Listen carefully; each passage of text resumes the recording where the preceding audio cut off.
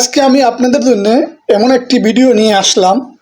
সেটি হলো গিয়ে আজকে ভিডিওটা দেখে আপনাদেরও যেরকম ভালো লাগবে ঠিক ওরকম আমারও খুব ভালো লাগছে, তার জন্য ভিডিওটা আমি আজকে বানাইলাম এবং আপনাদের জন্য। সেটা হলো আমাদের নাটকের অনেক আর্টিস্ট, হয়তো অনেকে জানেন যে আজকে নাটকের অনেক আর্টিস্ট শাহবাগ এসে দাঁড়ায়া ছাত্রদের পক্ষ হয়ে এবং সরকারের বিরুদ্ধে তারা আন্দোলন করছে।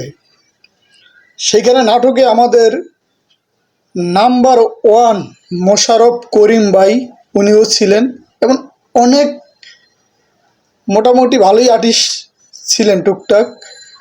তাদের কথাগুলো আমি আপনাদেরকে শোনাবো এবং তাদের কথাগুলো শুনে আসলেই খুব ভালো লাগছে। দেখুন, আজকে যারা সেলিব্রিটি এখানে যারা আইসা শিক্ষার্থীদের পক্ষ হয়ে যারা আন্দোলন করতে আছে, তারা কিন্তু অনেকেই প্রধানমন্ত্রীর হাতে অ্যাওয়ার্ড নিছে। কিন্তু দেখুন, তাদের বিবেক এমন একটা জিনিস, তারা কিন্তু ঘরে বৈশা নাই। তারা প্রধানমন্ত্রীর লগে তাদের একটা ভালো সম্পর্ক আছে যারা সেলিব্রিটি, এটা আমরা সবাই জানি। তারপরও সেই জায়গার থেকে তারা সেই সম্পর্ক ভুলে গিয়া এবং সত্যিকারের নিজের বিবেকের দ্বারে প্রশ্ন রেখে এবং সত্যিকারী ন্যায়ের পথে তারা আজকে এসে ছাত্রদের পক্ষে কথা বলছে।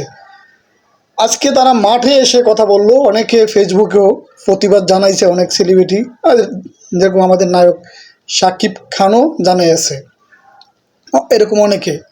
তো বিষয়টা ভালো লাগলো যে আজকে তারা বৃষ্টির ভিতরে ভিজা অনেক সেলিব্রিটি আর্টিস্ট সরকারের বিরুদ্ধে কথা বলছে এবং অনেকেই বলছে যারা ঘরে বসে আছে তারা আসলে কোনো মানুষ না। আসলে আমিও এটার সাথে একটা কথা বলতে চাই। আসলে ছাত্রদেরকে যেভাবে মারা হয়েছে এটা আসলে আমরা কোনোভাবে মান্য নিতে পারি না। আমরা এটার সত্যিকারী এটার ন্যায্য বিচার আমরা চাই। এবং যারা আজকে এই ছাত্রদের পক্ষে নিয়ে কথা বলছে সেলিব্রিটি, আমি তাদের ভিডিওটা আমি আপনাদেরকে দেখাবো। অবশ্যই ধৈর্য সহকারে তাদের ভিডিওগুলো আপনারা দেখবেন, তারা কি কথাগুলো বলছে। বিশ্বাস করেন আপনাদের ভালো লাগবে। কিন্তু আমি মাননীয় প্রধানমন্ত্রীর কাছে আমি অনুরোধ করি যে পুলিশ ভাইরা যেভাবে গুলি করে মানুষকে হত্যা করছে, যদিও অর্ডার পাইছে, কিন্তু এইভাবে একটা মানুষকে গুলি করে আসলে তাকে শেষ করে দিতে পারেন। একটা মানুষকে আপনি গুলি করেন, পায়ে করেন, তার পাও কেটে দেন, কিন্তু এইভাবে দুনিয়ার থেকে সরায় দেওয়ার, এটা কি কোন রাষ্ট্রে আমরা থাকি? আজকে এখনও জায়গা জায়গা ছাত্ররা আন্দোলন করে, ছাত্রদের সাথে তাদের গার্জিয়ানও অনেক অনেক জায়গায় এখনও আন্দোলন করে। কিন্তু দেখুন, আজকে বাহিরের মিডিয়াতে বাংলাদেশকে নিয়ে যেভাবে নিন্দা জানায়, যেভাবে দেশকে এবং দেশের সরকারকে যেভাবে কথা তারা বলতে আছে, তারপরেও আমাদের শুধু সরকারকে নিয়ে না, এই দেশের পুলিশকে নিয়ে যেইভাবে কথা বলতে আছে বাইরের লোকজন, তারপরও দেখুন আমাদের দেশের পুলিশ এক পরিমাণও নরম হইতেছে না। এখনও পুলিশ প্রতিদিন অ্যারেস্ট করে, প্রতিদিন লাঠিচার্জ করে। মানে পুলিশের ভূমিকাগুলো দেখলে আসলে খুব কষ্ট লাগে। এতগুলো মানুষ মারার পরও তাদের ভিতরে এখনও কোনো ধরনের কোনো মায়া কাজ করে না।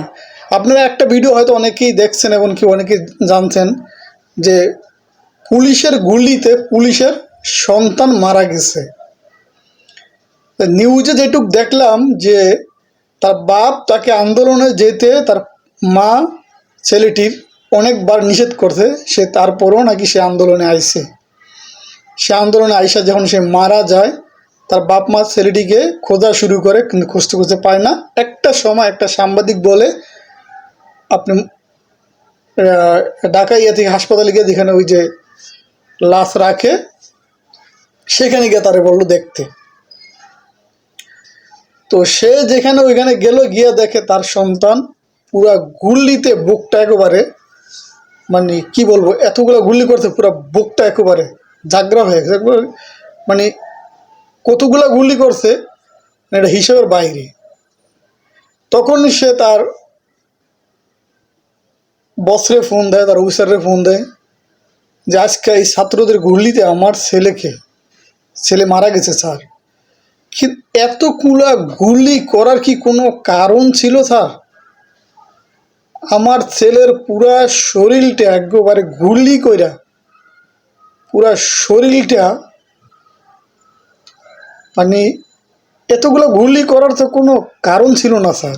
দেখুন, পুলিশ সেই অডিওটা কিন্তু অনেকে আমরা শুনছি, এটা কিন্তু হয়ে গেছে, ভাইরাল হয়ে গেছে। তো আসলে এইভাবে কেন ভাই গুলি করে একটা দেশের লোককে এইভাবে কেন মারা হবে? চলুন আর কথা না বাড়িয়ে আপনাদেরকে সেই ভিডিওগুলো আমরা দেখাই এবং ভিডিওগুলো দেখুন। আমাদের দেশে যে অবস্থা বর্তমানে সৃষ্টি হয়েছে তাতে আমরা আসলে ঘরে বসে থাকার মতন অবস্থায় নাই। আমরা রক্ত দেখতে চাই না, হত্যা, রক্ত এগুলো দেখতে চাই না, এগুলোর বাইরে আমরা থাকতে চাই, আমরা শান্তি চাই। ধন্যবাদ।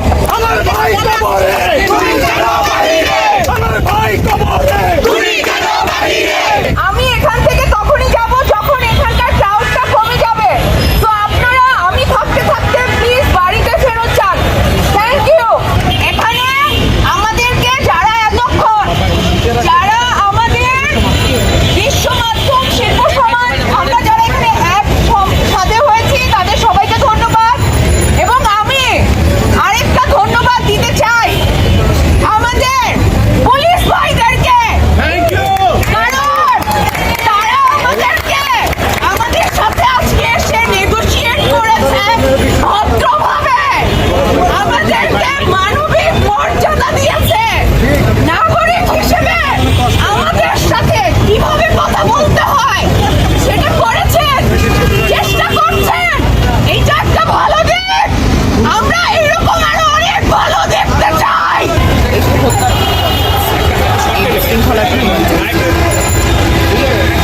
যা অনাকাঙ্ক্ষিত যেভাবে ঘটছে, ঢল পাথর, হামলা মামলা, এইগুলা দেখুন সময় তো বেড়ে গেছে, সময় তো বয়ে যাচ্ছে, সময়ের সাথে সাথে আর আমি কোনো রাজনৈতিক দলের হলে তখনই কথা বলতে পারবো। ব্যাপারটা কি এমন? ফ্রিডম অফ স্পিচ লিখলাম তো, গণতন্ত্রের 6টা যে মেইন শাখা আছে, 6টা যে মেইন পিলার, তার মধ্যে একটা হচ্ছে বাক স্বাধীনতা। আমি কথা বলবো, হক কথা বলবো, ন্যায়ের জন্য কথা বলবো। আমার আশেপাশে যখন ভুল হবে আমার কথা বলতে হবে, এটা আমার রাইট। এবং আমার ওই রাইটকে লঙ্ঘন করার রাইট দেশের নাই। সভেরেনিটি ওই কারণে না, সার্বভৌমত্ব মানে এটা না যে ওরা আমার রাইটকে কোনোভাবে লঙ্ঘন করবে। বাচ্চা বারান্দা খেলবে না, ছাদে যাবে না, আর কত না না বলি নাই কত এর তো হয়নি। আমরা শিশু সমাজ তো বসেই ছিলাম, অপেক্ষা করেছি ওদের কবে বিবেকটা জাগ্রত হয়। ওদের বিবেক না, ওদের বিবেক মরে গেছে। তারপরে আমার সন্তান মারা যাবে, আমি মারা যাবো, তা আমার জন্য কে বলবে?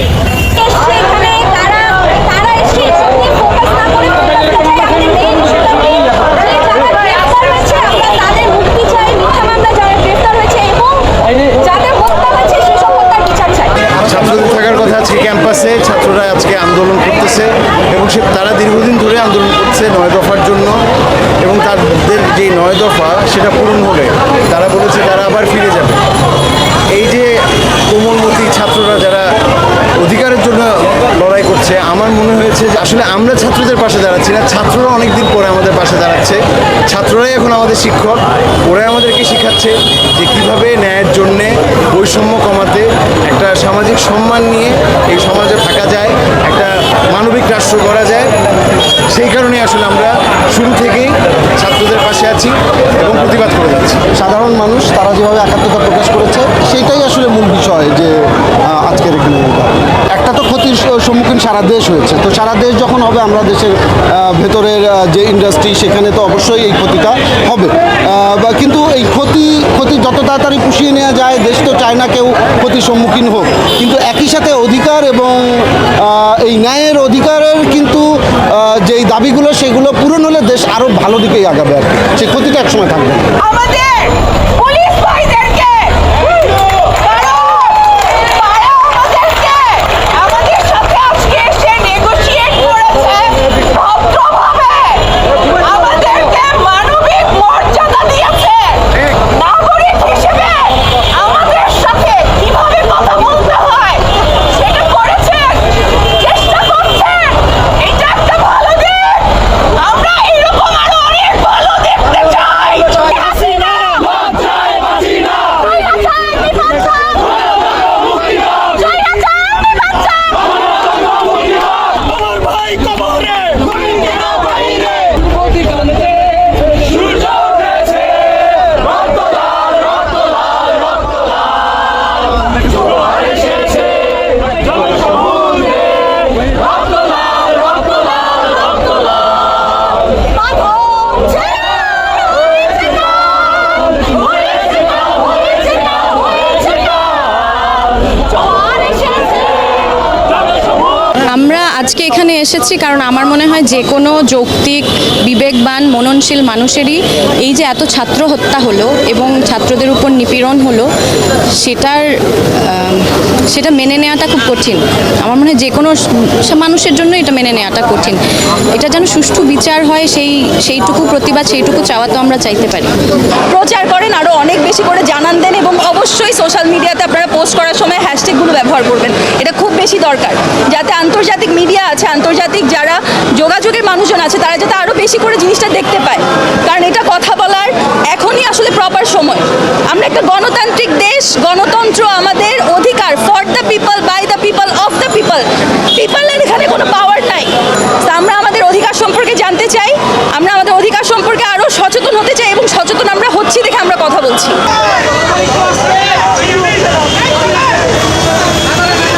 আমরা তো আগেই দাঁড়াইছি, সমষ্টিগতভাবে দাঁড়াইনি, আজকে সমষ্টিগতভাবে যার যার অবস্থান থেকে তো সবাই দাঁড়াইছে। রাইট অ্যান্ড রং, আমার কাছে মনে হচ্ছে this is what is going on in the country, this is absolutely wrong. So রঙের এগেনস্টে দাঁড়িয়েছি, যাতে আমরা ন্যায্য বিচার পাই। ছোটো ছোটো বাচ্চারা, স্কুল কলেজের স্টুডেন্টরা, ইউনিভার্সিটি স্টুডেন্টরা যেভাবে আমাদের জন্য, দেশের জন্য একটা পার্টিকুলার রিজনের জন্য, অধিকার আদায়ের জন্য তারা দাঁড়িয়েছিল, বাট সেই অধিকার তো পায়নি, তাদের জীবন দিতে হয়েছে। তো তাদের এগেনস্টে, তাদের ন্যায়, তাদের জীবনের জন্য কি আমরা বিচার চেতে পারি না? সেটার জন্যই দাঁড়ানো। যেটা হচ্ছে যে আমরা যখনই আগেও দাঁড়িয়েছি, আপনি জানেন সবাই, আমাদের একটাই কথা হচ্ছে নিরস্ত্রদের উপর কেন অস্ত্র প্রয়োগ করা হলো। তাদের দাবি এমন কি ছিল যেটা অস্ত্র দিয়ে তাদেরকে প্রতিহত করতে হবে? এইটুকু প্রশ্ন যাদের মনে জেগেছে, আমরা মনে করি আজকে সবাই একত্র হয়েছে, শিল্পী সমাজ একত্র হয়েছে। বাংলাদেশের প্রত্যেকটা মানুষের মধ্যে শিল্পী বসবাস করে। এখানে আমরা মনে করি না কোনো কমিউনিটি দাঁড়িয়ে আছে, এখানে এমন সব মানুষরা দাঁড়িয়ে আছে যারা শিল্প, সাহিত্য এবং সংস্কৃতিকে বুকে লালন করে এবং তাদের একটাই প্রশ্ন, নিরস্ত্র মানুষকে কেন অস্ত্রের মুখে প্রতিহত করার চেষ্টা করা হয়েছে এবং অস্ত্রের মুখে প্রতিহত করা হয়েছে। অসংখ্য লাশ কেন বাংলাদেশে, স্বাধীন বাংলাদেশের বুকে পড়বে। তো মানুষ এই হত্যাকাণ্ডের পরেও এখনো ঘরে বসে আছে, যে সমস্ত মানুষ এখনো তাদের বিবেককে জাগ্রত করছে না, আমরা তাদেরকে ঘৃণা করি। আমরা তাদেরকে ঘৃণা করি যারা এখনো ঘরের করে বসে আছে এই নারকীয় হত্যাকাণ্ড নিয়ে। আমরা বেসিক্যালি ছাত্রদের যে নয় দফা দাবি ছিল সেটার সাথে সংহতি প্রকাশ করে আমরা আজকে এখানে এসেছি। তাছাড়াও আমার মনে হয় যে সরকারের এই গণহত্যা এবং গণগ্রেফতার, সাধারণ মানুষকে যেইভাবে সরকার হ্যারাস করতেছে, এটা বন্ধ হওয়া উচিত এবং এটার সুষ্ঠু বিচার হওয়া উচিত।